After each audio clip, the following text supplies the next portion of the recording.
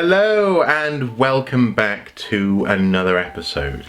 Now, today's episode has been inspired by developments in and around American TV networks of late.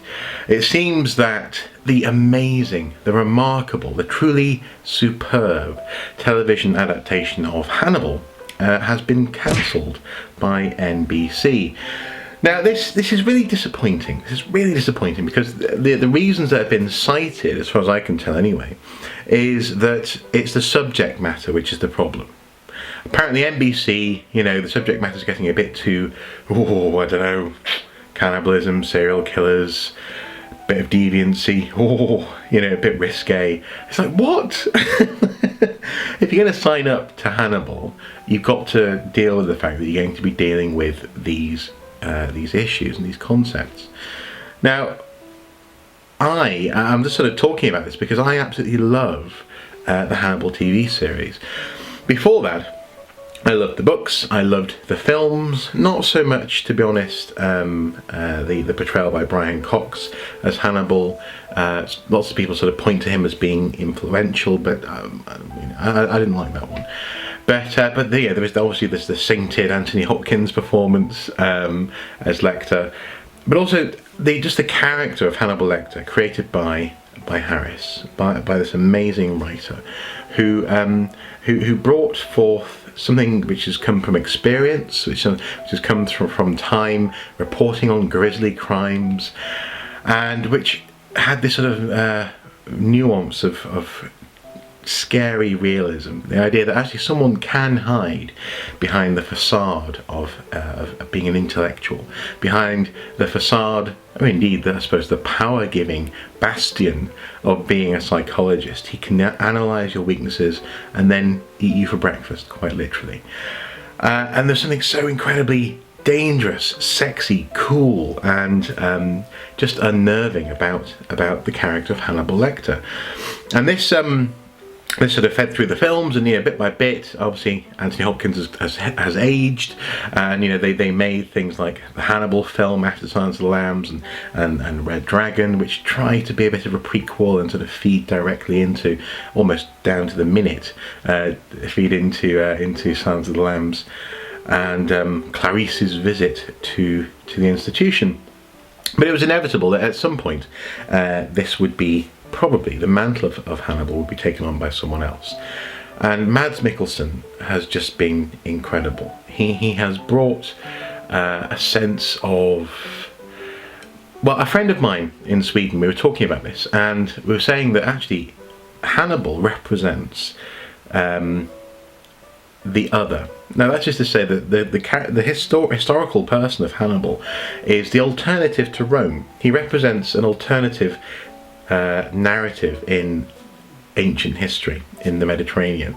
The people of Carthage could have quite easily become the Romans that we now celebrate today, but it just so happens that Rome beat them to it. Rome destroyed their power on the water and also their power as an empire. But Hannibal represented a different form of the Roman ideal, in that sense, or what we think of as being the Roman ideal. He was a brilliant general, he was a passionate man, and he was also a tactician. Someone who the Romans, for centuries after Hannibal was defeated, the Romans would tell their children, now be careful, if you don't go to bed, Hannibal will come and get you. And this is where the word Hannibal, this is where the name Hannibal became infamous, is because Hannibal represents what might have been if Rome hadn't been Rome. And in some ways Hannibal Lecter represents what might have been if human society hadn't been quite what it is. That is to say, what normal is in our societies. Hannibal represents a very logical anti-hero, someone who consumes the rude, someone who despises and acts upon people being uncivil. In many ways, he's one of the most civilized serial killers you'll ever see put to screen. And Mads Mikkelsen portrayed this other, this different, this entirely understandable psychosis, as it were, beautifully. partly because of his accent, partly because of his physicality, and also obviously the wardrobe helped. The suits that Mads has been given in the TV series are wonderful. He's surrounded, of course, by an amazing cast. The Will Graham character, wonderfully cast in Hugh Darcy. You have Lawrence Fishburne as the head of the BAU, as it were, in the FBI. A completely different take on the world that we'd seen in the cinematic universe, if you want to put it that way, but one which was, for me, fast becoming the definitive screen Hannibal story. They took lines from the films or from novels which weren't quite right in certain points in the timeline, and inserted them so that you felt as though you were at home. They mucked about a little bit with how characters are introduced and the way that Hannibal interacts with for example, his interactions with the FBI. They messed around a little bit with that. And out of it was fast becoming a remarkable vision of the Hannibal Lecter franchise. I hate that word franchise in many respects. I mean, with the exception of perhaps, for example, Star Wars, franchise is to sound so cold, but this was fast becoming a very, very competent and, as I say, possibly the go-to source for Hannibal beyond the novels. They had a five-season vision. I believe they call it something like a bromance that goes bad, followed by the chase, followed by Hannibal performing the role that you see, for example, in Silence of the Lambs. And the chase is the third season. That is the season that's being shown at the moment here in the UK on, I believe it's on Sky, and presumably on NBC in the US. But it's been cancelled. Now, there's already talk, there is quite rightly already talk of other networks taking it on. Even, for example, people like Netflix, the Amazon Prime, the sort of the digital subscription services of this world are talking about taking it on and breathing new life into it. A little bit like Ripper Street. That was given a third, I believe, season through this sort of process. And I'm just hoping that someone has the vision to take this on and let it finish the arc, let it get to season 4 and season 5 and then finish, and then we will have, hopefully on DVD or Blu-ray release, the whole arc as originally envisaged by this team. It's been critically acclaimed, it's artistically wonderful, it's a sumptuous sort of Scandinavian noir combined with CSI, combined with an umptuous character study driven television program, and both me and my wife have greatly enjoyed it.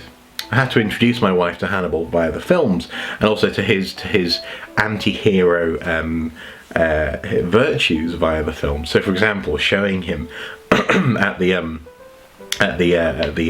concert where he hears a violinist who just sounds awful, who's ruining the whole concert, and decides instead, rather than this man will be better served to the board of the orchestra than continuing to ruin this music.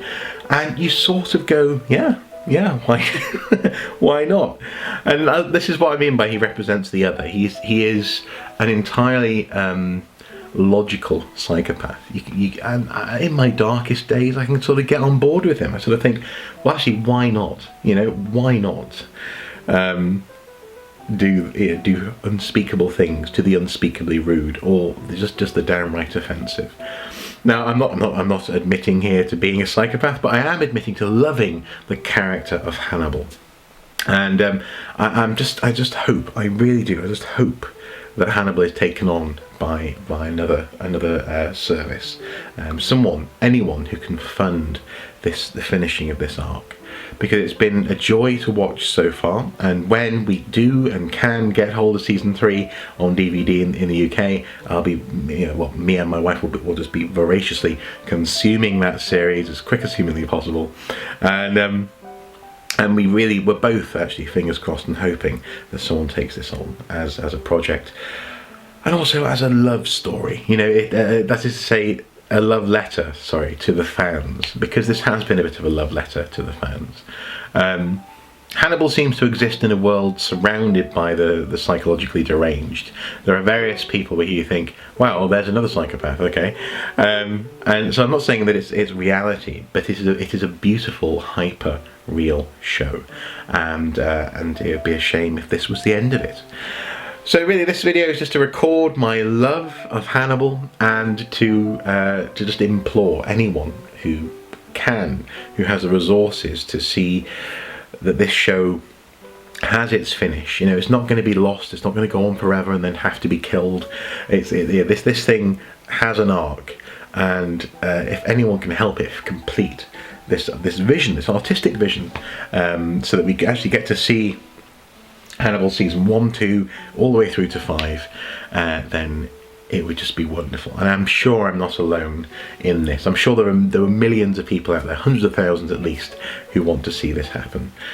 But it's been a joy so far. It's been an absolute joy to see the food. I mean, the way that they portray the food in this show, the way that they portray the hallucinations or the reconstructions in the mind of the FBI agent, FBI consultant Will Graham, has been just beautiful. It's a beautiful show, and if this is the end of it, then, well, I don't know. They keep on funding American Idol and this kind of thing, and yet shows like Hannibal and Firefly, etc. get cancelled. Well, there's no justice in the world, is there?